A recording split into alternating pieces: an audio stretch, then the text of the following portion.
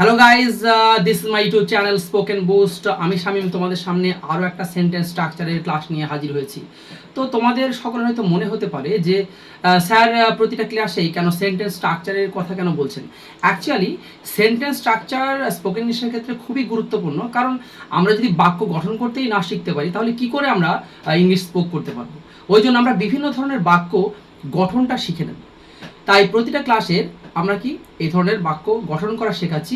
আরও নেক্সট কয়েকটা ক্লাস লাগবে এই স্পোকেন ইংলিশের যে বাক্য গঠনের ক্লাসটা করানোর ক্ষেত্রে। অর্থাৎ আমি বাক্য গঠন করার ক্লাস আরও নেক্সট 2-3টে ক্লাস আমার করতে হবে।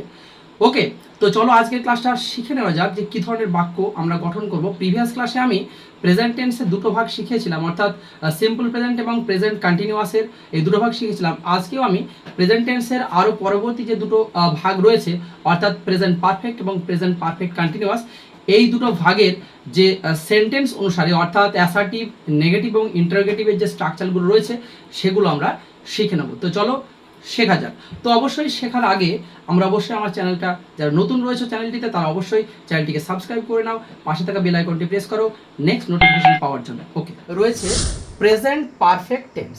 তো প্রেজেন্ট পারফেক্ট টেন্সের যে অ্যাসার্টিভ সেন্টেন্সের যে স্ট্রাকচারটা রয়েছে সেটা কি না, সাবজেক্ট রয়েছে প্লাস হ্যাজ অথবা হ্যাভ রয়েছে প্লাস V3 অর্থাৎ ভার্বের পাস্ট পার্টিসিপল ফর্ম এবং রেস্ট।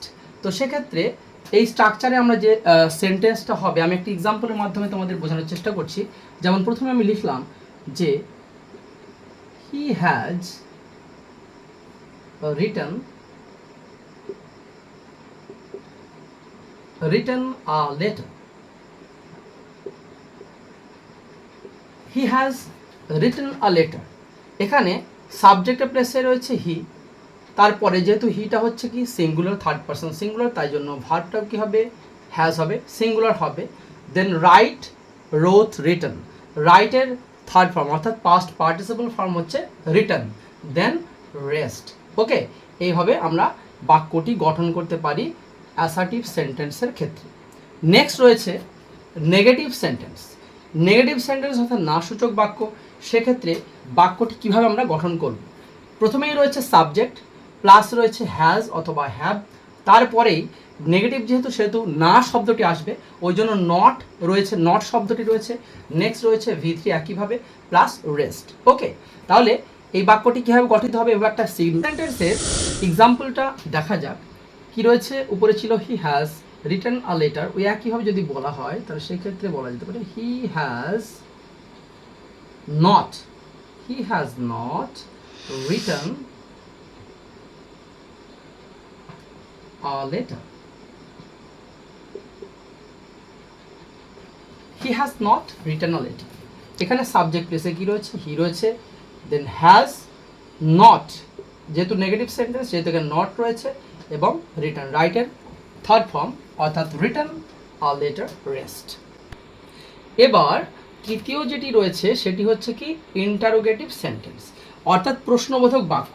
প্রশ্নবোধক বাক্যের যে স্ট্রাকচারটা রয়েছে এটা কি হ্যাজ অথবা have plus subject plus V3 plus rest, আর সবার শেষে যেহেতু প্রশ্নবোধক বাক্য সেহেতু সেক্ষেত্রে শেষে কী হবে, অবশ্যই জিজ্ঞাসা চিহ্নটা কিন্তু অবশ্যই দিতে হবে।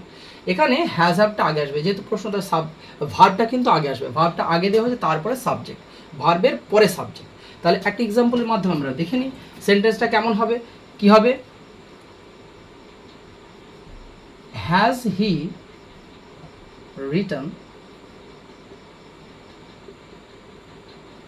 রিটেন আ লেটার, শেষে কিন্তু question mark. Has he written a letter অর্থাৎ এখানে ভার্বটা কিন্তু আগে এসছে, তারপরে সাবজেক্ট, ভার্ব তারপরে সাবজেক্ট। হি হ্যাজ নয়, has he written a letter. Next যে টেন্সটা রয়েছে সেটা হলো present perfect continuous tense. Present perfect continuous টেন্সের যে অ্যাসার্টিভ যে ফর্মটা রয়েছে সেটা কি রয়েছে না, সাবজেক্ট রয়েছে হ্যাজ অথবা হ্যাভ, তার সঙ্গে অবশ্যই বিন বসবে, তারপরে ভার্ব ওয়ান অর্থাৎ ভার্বের প্রেজেন্ট ফর্ম, তার সঙ্গে আইএনজি যুক্ত হবে, তারপরে সিন্স অথবা ফর বসবে, নেক্সট হচ্ছে কি টাইম বসবে, সময় বসবে। তাহলে এক্ষেত্রে এই স্ট্রাকচার অনুসারে একটা example, has been reading reading for 2 hours. He has been reading for 2 hours. এখানে যেহেতু সময় উল্লেখ রয়েছে অর্থাৎ 2 রয়েছে আর 2 ঘন্টা 2 আওয়ার্স, সেই জন্য এখানে ফর বসেছে, অর্থাৎ নির্দিষ্ট করে সময় উল্লেখ থাকলে এখানে ফর হবে। আরও একটা এক্সাম্পল লেখা যাক, সিন্স দিয়ে একটা এক্সাম্পল লেখা যাক। she has been writing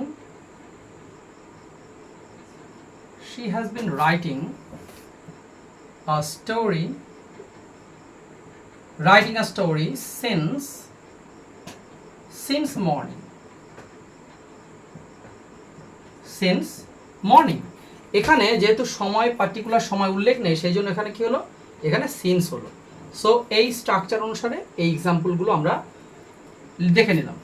next যে সেন্টেন্সটা রয়েছে সেটা হলো নেগেটিভ সেন্টেন্স। নেগেটিভ সেন্টেন্সের স্ট্রাকচারটা কি রয়েছে, সাবজেক্ট রয়েছে, হ্যাজ অথবা হ্যাভ হবে, তার সঙ্গে নট বসবে, যেহেতু নেগেটিভ সেন্টেন্স ওই জন্য নট আসবে, অর্থাৎ হ্যাজ নট, তার সঙ্গে কি been, has not been, have not been, তার সঙ্গে কি হবে V1 প্লাস আইএনজি, অর্থাৎ ভার্বের সঙ্গে আইএনজি যুক্ত হবে, সিন্স অথবা ফর বসবে, প্লাস হচ্ছে টাইম। একটা উদাহরণ দিয়ে দেখা যাক, he has not bin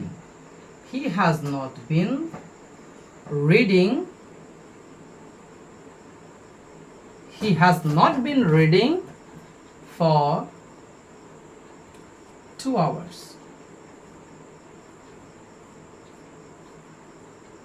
He has not been reading for 2 hours.